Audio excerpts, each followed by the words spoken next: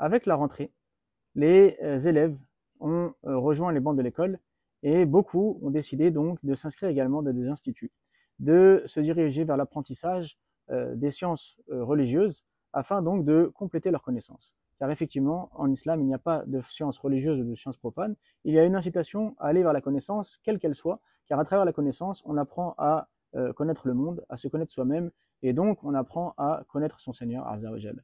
Et donc, il ne faut pas penser que seuls les enfants, seuls les jeunes doivent se diriger vers l'apprentissage, car l'apprentissage commence dès le plus jeune âge et ne finit que avec la mort. C'est-à-dire que seule la mort doit nous stopper dans notre apprentissage. Sinon, tout au long de notre vie, on doit être en train de rechercher la connaissance, en train de rechercher à augmenter ses connaissances. Et d'ailleurs, plus on connaît de choses, plus on se rend compte qu'il nous reste de choses à connaître, on se rend compte donc de notre ignorance, et donc on peut continuer à cheminer vers le savoir.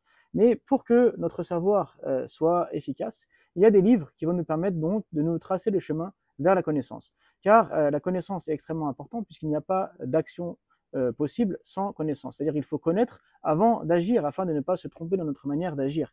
Et également, il faut, lorsqu'on se dirige vers la connaissance, au préalable, donc, se nettoyer, j'ai envie de dire, comme celui qui voudrait remplir un verre d'eau, mais ce verre est sale, il doit d'abord commencer par le nettoyer afin donc, de pouvoir le remplir et de boire. Car si son verre reste sale, eh bien, il va juste souiller l'eau qu'il va donc faire entrer dans ce verre. De la même manière, une personne qui a des mauvaises habitudes et un mauvais comportement doit se diriger vers le bon comportement afin donc de pouvoir être apte à recevoir la science. Et donc il va y avoir des livres qui vont nous aider dans cela et je vais brièvement vous les présenter afin donc que vous puissiez savoir vers quel livre vous tournez pour pouvoir avancer tranquillement vers le chemin du savoir.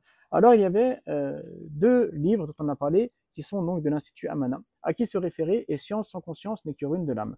Donc le premier va nous montrer, va nous aiguiller sur vers qui se tourner pour apprendre. Car effectivement, aujourd'hui, lorsqu'on va sur Internet, on voit qu'il y a de nombreux instituts. Lorsqu'on va dans les mosquées ou dans les associations, on se rend compte qu'il y a de nombreux cours qui sont ouverts. Mais ce n'est pas toute personne qui enseigne qui est en mesure de le faire. Donc il faut savoir justement à qui se référer en termes de science et de comportement, afin justement d'être encadré et de pouvoir avancer vers le savoir sereinement. Ensuite, il faut savoir justement que la science en elle-même est à double tranchant. Elle peut nous mener vers le bien, comme elle peut nous mener vers l'orgueil et vers la destruction. Ainsi donc, il faut avoir les clés nécessaires pour justement avoir une science qui soit encadrée par notre conscience, qui soit encadrée par la piété, de façon à ce que cette science nous rapproche d'Allah Azza wa Jal et ne soit pas un moyen, au contraire, de nous écarter. Et donc, ce livre va nous interroger sur nos intentions et sur les erreurs à ne pas faire afin justement que la science nous construise et nous permette d'être meilleurs, de nous rapprocher d'Allah Azza wa Jal.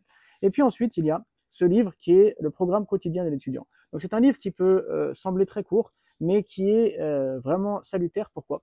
Parce qu'il va nous montrer en fait que pour être un étudiant en sciences religieuses, il faut avoir un lien avec l'adoration, un lien avec la prière de nuit, un lien avec le jeûne. En fait, il va nous montrer comment justement devenir pur, si on peut dire ça, comment devenir meilleur par justement l'adoration et le lien avec Allah Azza wa Jal afin de pouvoir recevoir la science. Et puis ensuite, il va nous donner des conseils généraux et même des conseils précis sur les livres à étudier, les matières à prioriser sur d'autres, afin donc d'être encadré dans notre cheminement vers la science. Et ensuite, il y a ce livre-là, donc le livre de la science, qui est un livre assez volumineux et qui est très pédagogique, qui va justement nous montrer comment le savoir doit guider notre vie, comment on doit apprendre le savoir, les livres à lire, les livres à ne pas lire, les livres avec lesquels on doit commencer, ceux avec lesquels on doit finir, l'importance d'avoir un professeur, le danger de se précipiter à enseigner alors qu'on commence seulement dans l'apprentissage, le danger de se croire meilleur car on connaît quelques notions que d'autres ne connaissent pas. Bref, c'est un livre qui est méthodologique mais également pédagogique. Donc ça, c'est vraiment un livre qu'il est impératif de lire pour toute personne qui se dirige vers la connaissance. Et ensuite, il y a conseils et recommandations à l'attention de l'étudiant en sciences religieuses. Et donc ça, c'est vraiment le livre le plus complet qui, après la lecture de tous les autres livres que l'on a vus, va nous permettre justement de consolider notre rapport au savoir, d'être bien encadré et surtout de se rendre compte de la manière dont les pieux prédécesseurs apprenaient le savoir, appliquaient ce qu'ils connaissaient. Et donc, ça va nous éviter le piège de l'orgueil, ça va nous éviter le piège de penser que l'on connaît tout et ça va nous rappeler l'importance de l'humilité, l'importance de la sincérité et en quoi justement la science est un moyen de nous rapprocher d'Allah Azza wa Jal et non un moyen d'avoir une place dans ce bas monde.